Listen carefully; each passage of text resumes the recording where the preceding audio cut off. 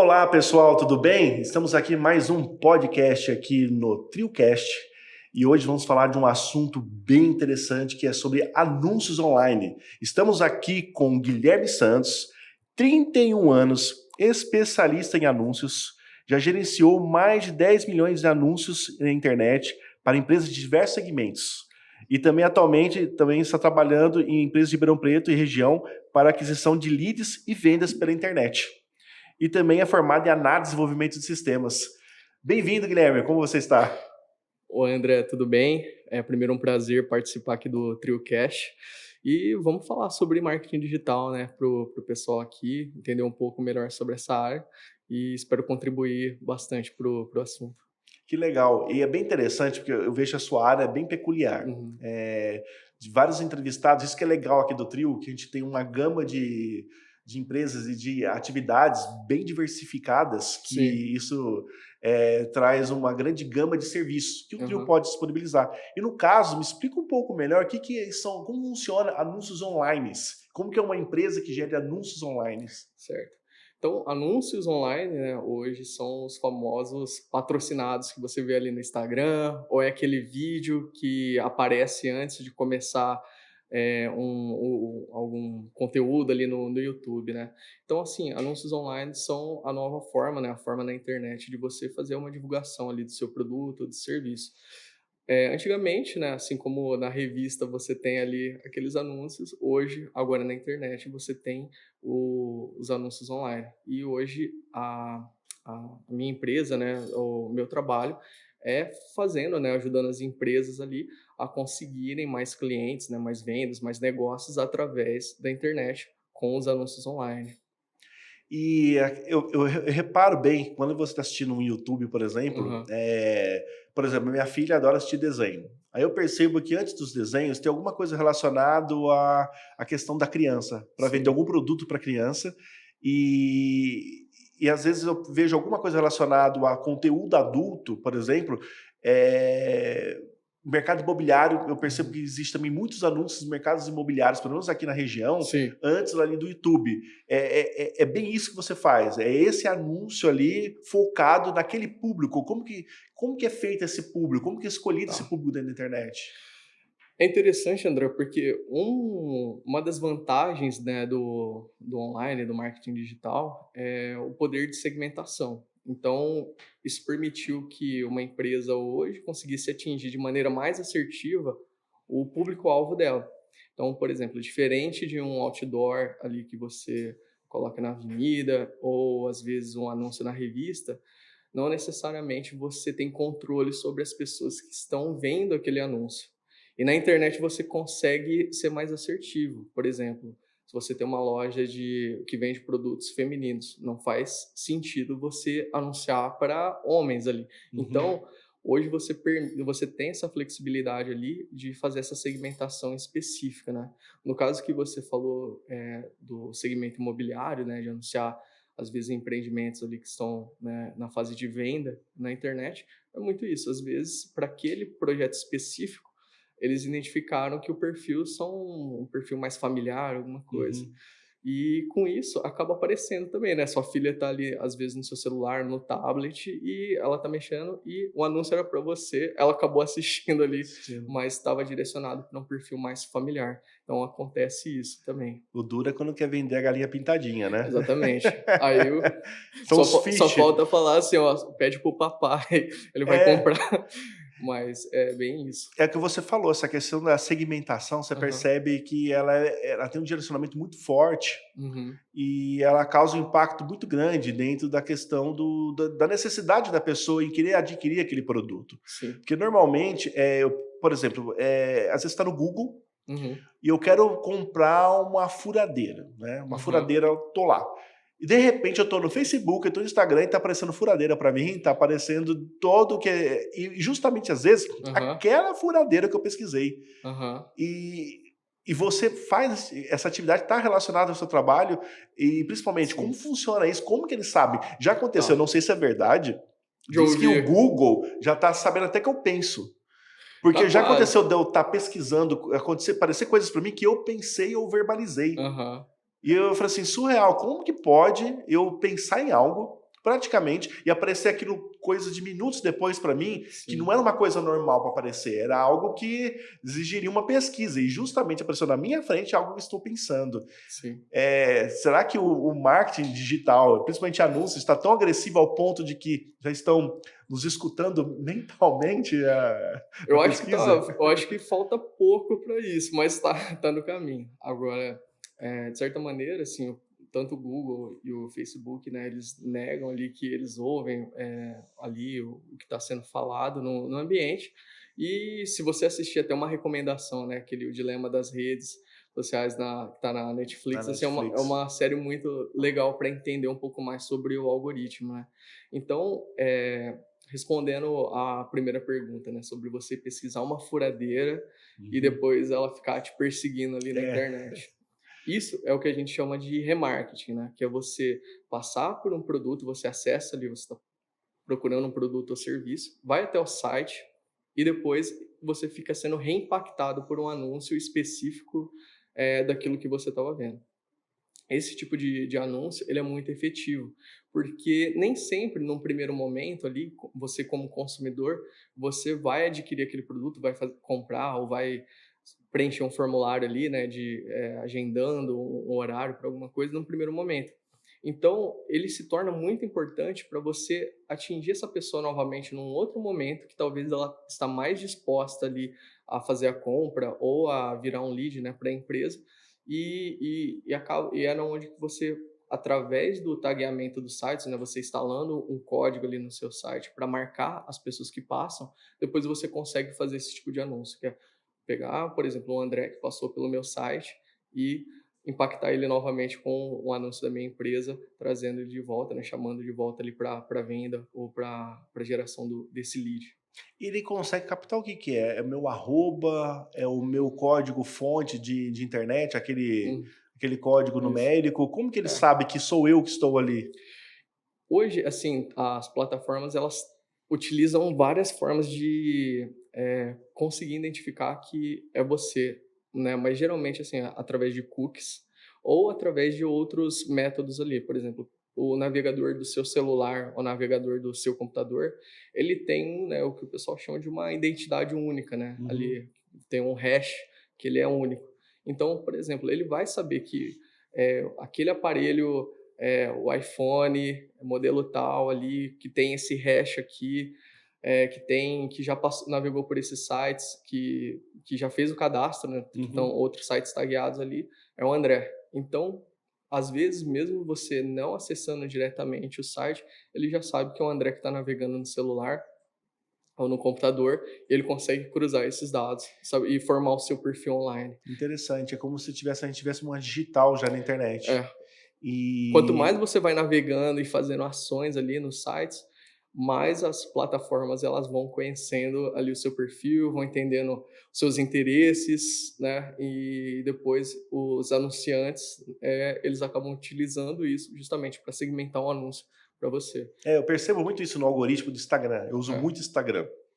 E eu gosto muito de culinária, de comida. Aham. Então eu vejo muito e de repente para mim aparece uma enxurrada de receitas ali, de principalmente comida Sim. italiana, macarrão. Eu estou pesquisando Uhum. macarrão. Do nada aparece um monte de receitas de como fazer macarrão de várias formas É. possíveis e de uma forma visual. E nem Sim. sempre é uma propaganda. Às vezes é só o conteúdo. Você É só vê, conteúdo. hoje para quem utiliza o TikTok, né, assim, eu acho que o Uhum, algoritmo deles é bem interessante. Por exemplo, você vai lá e curte um vídeo, né, ou até no Instagram mesmo, você curte um vídeo sobre cachorros. Automaticamente ali você vai perceber que vai começar a aparecer mais conteúdos relacionados àquilo que você curte, comenta ou manda para um amigo, porque ele vai entendendo assim, bem, se ele está comentando ali ou está curtindo esse vídeo, provavelmente ele tem um interesse muito grande em mais conteúdos desse tipo. E é onde ele vai te apresentando mais e mais conteúdos e eventualmente, por exemplo, se você interage muito com conteúdo sobre futebol, eventualmente você vai começar também a ver anúncios ali falando sobre, sei lá, talvez assinar um pacote ali para assistir o uhum. Brasileirão, alguma É. coisa do tipo. Essa criação desse perfil, né? Igual você falou, de hoje todo o nosso comportamento na internet, seja no computador, no celular, ele está sendo rastreado ali para formar esse perfil. E para sua empresa, quando você vai fazer um anúncio, criar um anúncio para um cliente seu, você Uhum. analisa tudo isso, você faz essa busca toda para saber perfil comportamental, Sim, perfil de clientes regionais ou Brasil, nível mundo, é assim que é feito? Toda essa pesquisa antes de sim. fomentar o anúncio? Um ponto interessante, né, quando uma empresa ela vai começar a anunciar na internet, eu acho que tem alguns passos anteriores, né, a efetivamente ao anúncio. O primeiro deles primeiro, a empresa ela tem que saber definir o objetivo, né, por que que ela vai anunciar na internet. Então, é para gerar mais vendas, ela precisa de leads, né, dependendo do segmento, não necessariamente uma venda, ou ela precisa simplesmente ter mais visibilidade, né, só transmitir uma mensagem ao maior número de pessoas. Então, uma vez definido, o objetivo dela, o segundo passo é você ter definido também muito bem a persona, né. Quem que é o público que eu quero atingir? Então você começa a pesquisar sobre, beleza, o meu perfil ideal de cliente são homens de certa idade que têm casados ou tem algum tipo de interesse específico, é um alto padrão, não é? Então, uma vez que você definiu muito bem esse público, aí sim você começa agora a pensar como que você vai estruturar essa campanha, né? Então você pensa na mensagem que você quer transmitir, e aí entra a parte de criação de anúncios, né, que pode ser as imagens ou vídeos ali para passar a mensagem, e depois, na hora de você subir nas plataformas esses anúncios, é na onde você, com todas essas informações, você faz a segmentação ali mais assertiva do seu cliente, né, do seu perfil, para que, no final das contas, isso acabe, primeiro, né, fazendo um uso melhor do investimento que você vai colocar na internet. Afinal, a gente não quer desperdiçar nenhum centavo, né, daquilo que a gente está investindo na internet, a gente quer ser o mais assertivo possível. E primeiro que a mensagem ela vai se conectar melhor com aquela audiência, né. De novo, não adianta às vezes você falar sobre um determinado assunto que está mais relacionado a homens e anunciar passar essa mensagem para mulheres, porque elas vão ignorar simplesmente isso, né, e você acaba perdendo ali tempo, né, o investimento ali feito na internet por falta de, entender qual que é o perfil do seu público. Do público. É isso. É interessante, a gente sabe que na pandemia, a gente estava até conversando aqui nos Aham. bastidores antes, praticamente a internet, a atividade da internet, a atividade digital evoluiu praticamente 10 anos, Sim. acelerou 10 anos. Eh, o seu negócio, vamos dizer assim, ele ainda é concorrente do método analógico, do método não digital, ou simplesmente hoje realmente já ultrapassou aquele marketing tradicional, aquele marketing de vendas, que você coloca um cartaz, que você Uhum. coloca. Eu vejo que ainda existem as mídias, por exemplo, aqui na Vargas, aqui na frente, ainda tem aqueles outdoor, só que já são outdoors digitais, Sim. que com certeza que você falou, capta públicos totalmente diversificados, não é um Uhum. público, não é direcionado para um certo público. É, e como que fica essa questão do, eu acho que falta, eu acho que é outbound e inbound, né? Aham. Dentro e fora da rede da Sim. internet. Como que fica esse marketing? O velho marketing com o Aham. novo marketing. Já superou esse velho marketing? É interessante, porque se você pergunta para algumas pessoas, elas falam que hoje é só o digital que domina e tudo mais. Eu já penso assim que hoje no online você tem uma assertividade talvez maior em relação ao público que você pretende, atingir, né, mas o offline também ele é complementar. Não tem como você deixar uma empresa, às vezes, parar, de fazer, né, ou não levar em consideração o marketing offline também, porque ele é um complemento.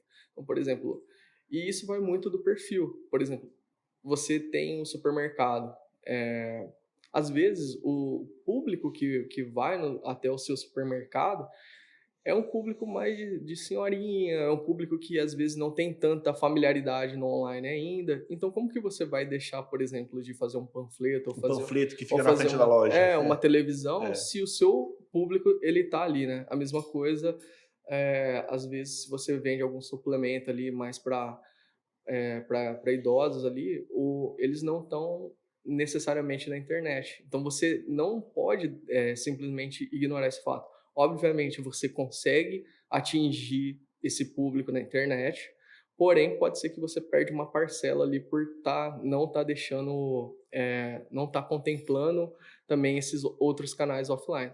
Então, na minha opinião, assim, o offline ele também é um complemento muito importante ali, dependendo da estratégia, dependendo do público da sua empresa. Tem alguns públicos que, né, alguns segmentos que a maior parte já está no digital, já é familiar. Então, assim, você vai ter um bom resultado mesmo se você anunciar somente na internet. Então, vai depender ali justamente assim, quem que é o seu público, né? Você entender isso é fundamental.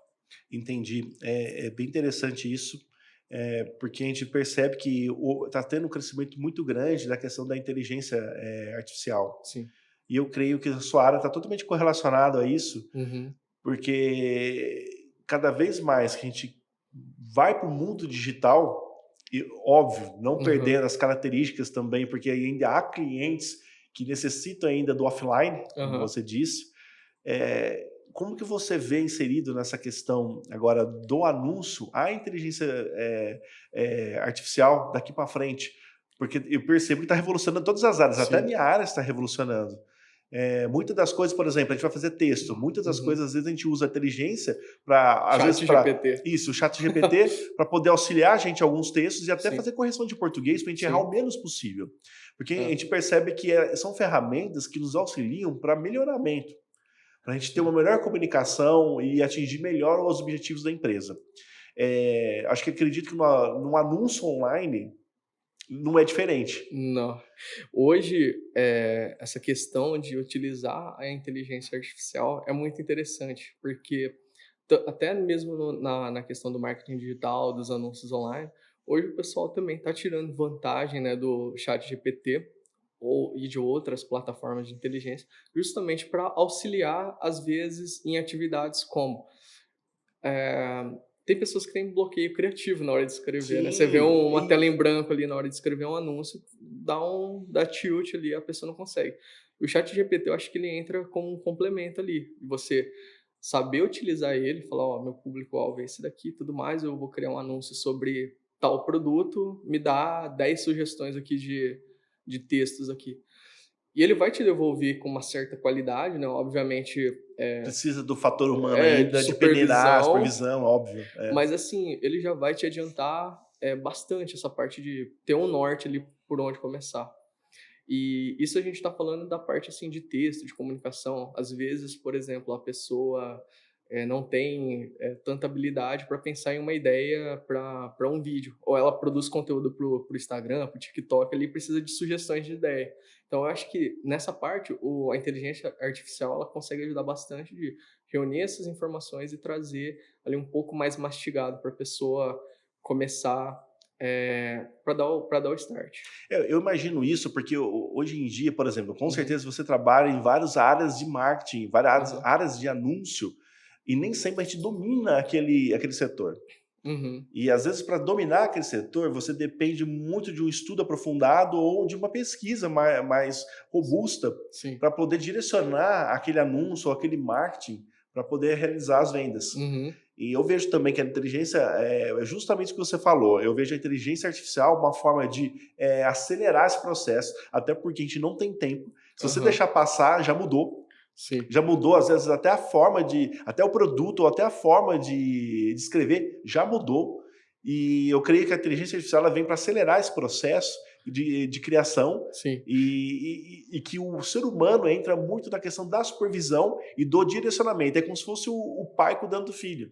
É. Mais ou menos assim. Hoje o pessoal fala que, para quem utiliza ChatGPT, para essas atividades ali de marketing, né, é igual às vezes um estagiário ali bem júnior ali, que É, ele tá te ajudando, ele vai te entregar um trabalho, ele vai te adiantar parte do trabalho, mas ainda você vai precisar de revisão, você tem que, né, ter um cuidado ali de conferir a informação que ele está te devolvendo, que pode ser, principalmente quando você vai para uma área mais técnica, por exemplo, assuntos relacionados à medicina, você não vai delegar completamente a isso. responsabilidade da informação para a inteligência artificial, porque é um assunto que você precisa passar uma informação que seja verdadeira ali, e precisa, né? Então você ainda precisa pesquisar, mas ele adianta bastante. E aí, saindo dessa parte, assim, propriamente da criação de anúncios, né, dessa parte de texto, tem outras inteligências artificiais também hoje envolvidas no marketing, que é justamente que elas são mais direcionadas a entender melhor o comportamento do usuário, para segmentar, né, melhor um anúncio, ou às vezes para entender um padrão de compra ali.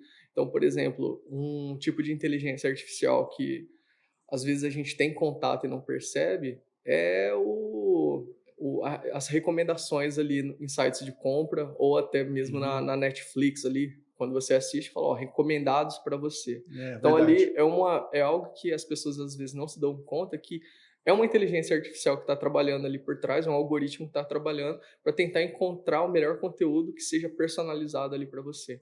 Então, hoje, inevitavelmente, assim, qualquer setor, as pessoas vão começar a utilizar inteligência artificial, e quem não seguir esse caminho ali, ou não fazer uso também, eu acho que vai acabar ficando defasado ali, né? Quem utilizar vai ter uma vantagem, né, de mercado ali bem grande em relação a quem não utiliza. É interessante que você falou sobre a questão da escolha da Netflix, e Aham. eu estudo muito isso na questão das finanças comportamentais, Uhum. que isso tem a ver muito a ver com o paradoxo da escolha. Para quem não sabe, que está escutando a gente, paradoxo da escolha é o Aham. seguinte: fizeram uma pesquisa, você tem 24 potes de geleia no mercado e você tem uma gôndola e você tem né, seis Aham. pockets lá de geleia na outra gôndola, quer dizer, 6 opções aqui Aham. e 24 opções aqui. Fizeram uma pesquisa, é o seguinte, quem vende mais? Quem tem uma gama de produtos maiores ou quem tem uma gama de produtos menores? O que aconteceu? A maioria foi na que tinha 24 geleias. Só Uhum. que vendeu mais a que tinha 6 tipos de geleia. Por Aham. quê? Porque o nosso cérebro, existe o setor 1 e o setor 2 de gatilhos mentais. Com Uhum. certeza, vocês devem o tráfego usa isso, o anúncio usa isso. Sim. Porque é o seguinte, o ser humano ele tem uma capacidade limitada de escolha, porque o cérebro nosso sempre quer gastar menos energia possível Sim. na hora de fazer. Então a gente precisa realmente que alguém nos direcione, que nos dá o norte, para que a gente possa fazer uma escolha. É o caso do É. Netflix. Às vezes você fica lá 1 hora escolhendo um filme, Tem gente que assiste o catálogo na Netflix. assiste o catálogo do Netflix. E se deixar, eu É. acho que eu também às vezes faço isso. Aham. Eu vou procurar, já passou 15 minutos e não escolhi um filme ainda. Sim. E quando eu coloco lá o bombando ou recomendações, aparecem coisas mais intuitivas que Você faz acaba indo sentido nessa para você, sugestão. você vai na sugestão. Aham. Então, quando a gente fala do paradoxo da escolha, eu vejo que tem muito a ver com a sua área, porque o que você deve fazer, acho que imagino eu, realmente fazer com que você tire você seleciona para aquele cliente, aquele que ele está perdido, ele não sabe o que ele quer, e você dá opções ali, 1, 2 ou 3 opções praticamente, para que ele possa cortar caminho e adquirir o Uhum. produto Sim. rapidamente. Seria mais ou menos isso, né? Sim, até uma dica legal, assim, de livro, livro Rápido e Devagar. É esse, É, é do que eu tô falando, do esse Kahneman, é Daniel Kahneman. é um É, livro excelente, e às vezes Tversky, é um isso. pouco denso ali de É ler, isso aí. mas, assim, é muito legal para entender sobre esse padrão de comportamento. Eu li esse livro, e Aham. esse livro é sensacional. Ele foi ganhador do prêmio Nobel, né? O Tversky, Aham. que escreveu junto com ele, infelizmente morreu antes de receber o prêmio Nobel. Ele é Uhum. o pai das finanças comportamentais ou economia comportamental. Uhum. E eu vejo a teoria da questão do paradoxo da escolha muito relacionada à questão das vendas. Sim, Muito relacionado ao nosso comportamento humano diante das necessidades do dia a dia. sim. E como que a economia ela não é linear, como a gente imaginava. Que a decisão nossa não é racional. É, Então, é totalmente emocional. A maioria das vezes a gente está utilizando o sim. nosso setor 1 do cérebro, A gente que é o acha gatilho que rápido ali, porque você precisa acionar esse gatilho para sim. vender. Se você deixar o cara pensar demais, ele não compra. Ele Ele acaba não comprando, paralisa. ele paralisa. E é muito isso. Hoje, a questão dos anúncios online, ela entra, por exemplo, de você mostrar, primeiro, né, que o seu produto é a melhor escolha para aquela É, pessoa. é. Então entra, por exemplo, em quebra de objeções ali frequentes, né, que tem algum produto que é melhor do que o meu? Quais são os outros produtos ali que são melhores? Não, você tem que passar no anúncio, ó, o meu produto é o melhor, que tem um melhor custo-benefício, ou às vezes você já quebrar todas essas objeções logo de cara para a pessoa seguir para um caminho assim de ou virar, né, um lead para você, ou às vezes entrar no seu site ali e fazer a compra do produto. Então, o que a gente está falando do padrão de comportamento é você quebrar todas as barreiras ali, logo impactar a pessoa com um De anúncio imediato. que já seja mais direcionado para ela não pensar muito e partir para a compra. É bem isso mesmo. Hoje a gente pensa assim, ó, o comportamento, né? A gente tende a imaginar que somos racionais ali na hora da compra, mas Não. o exemplo disso né, para quem tem filho ali e tudo mais, é só você ver quando você entra numa loja ali de criança, cara, custa R$ 1.000 ali o produto, mas é pro seu filho. Então, assim, você vai comprar, e é completamente emocional a compra.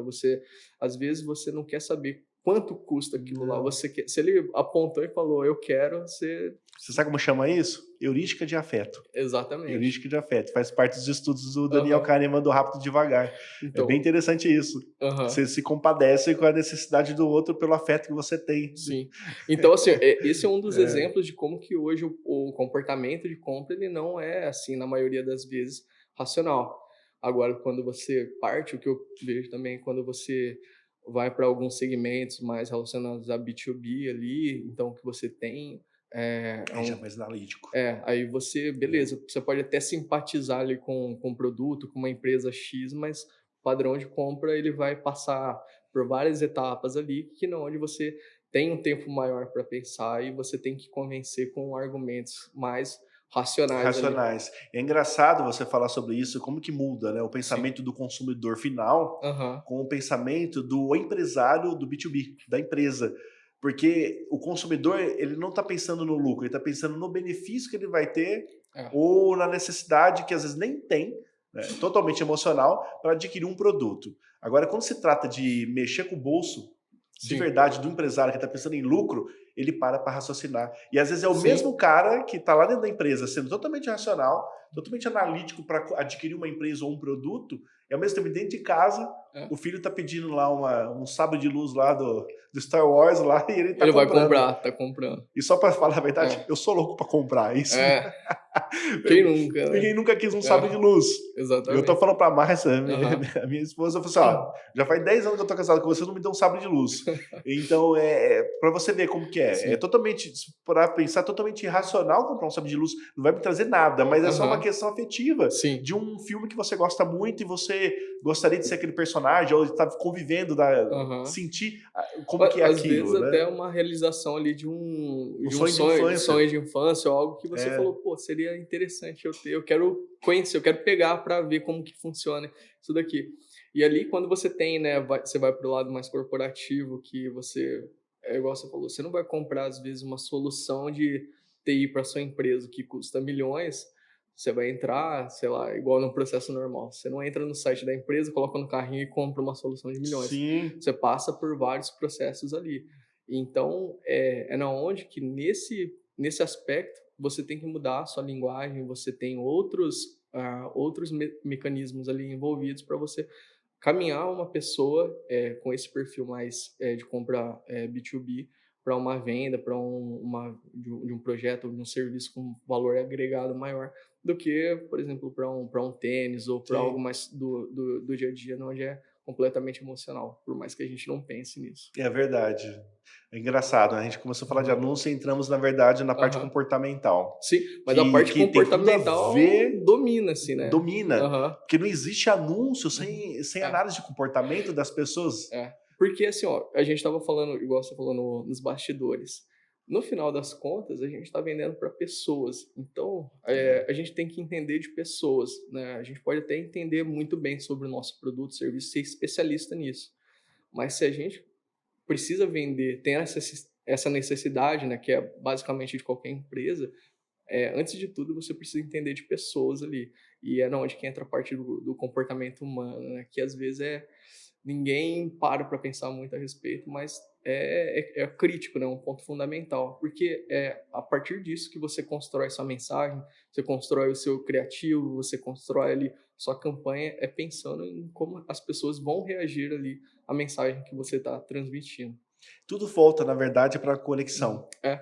Você precisa ter um produto ou um serviço que realmente gere uma conexão com aquela pessoa a tal ponto de que ela Um usufrua e é. utilize Um aquele exemplo produto. disso talvez você viu o comercial da Volkswagen, reproduzindo a Elis Regina, acho que mais recentemente, isso gerou um puta impacto, assim, no mercado de você ver as pessoas terem aquele momento de nostalgia, relembrarem ali por exemplo, da época dos pais ali, na Que época... andava no Gol, Exatamente, na Brasília. Brasília. Então, assim, foi muito marcante. Então, é um exemplo de anúncio que inicialmente não está tentando te vender nada. Não tá, a Volks ela não está tentando te vender um novo modelo ali, mas só que ela está criando uma mensagem na sua cabeça que ela faz parte ali dos seus... Ela te lembra que ela esteve presente ali em vários momentos da sua vida que talvez você não percebeu.